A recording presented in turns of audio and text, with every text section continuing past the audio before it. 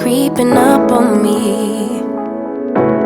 This frostbite gets deep. Hi, it's day 6 of Revelation chapter 21. Today I'm thinking of verse 6.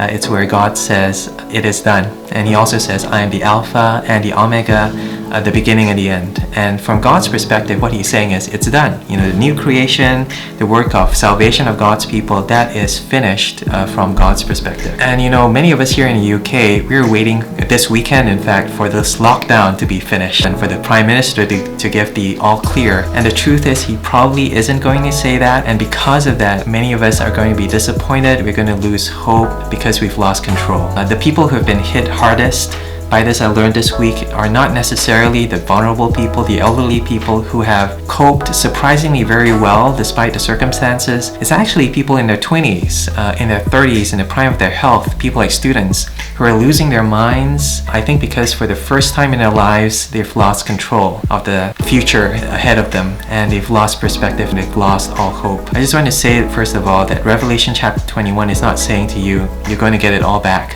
It's not saying that. It's not saying that, you know, things are going to return all the way back to normal. Rather, it's saying right now, when things are difficult, when things seem like chaotic, it's saying that God is still in control. God knows what He's doing. And when God says to us, "I am the Alpha and the Omega, the beginning and the end," what He's talking about is everything in the middle of that. The pandemic, World War II, it's saying that in those difficult situations, God was still God. God was still in control.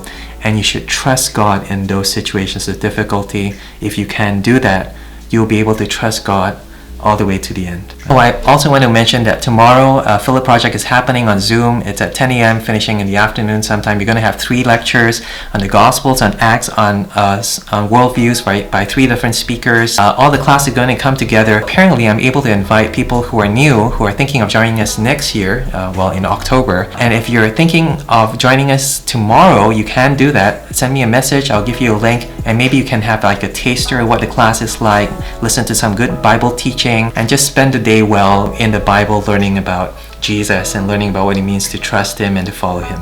Contact me and I'll shoot you a link.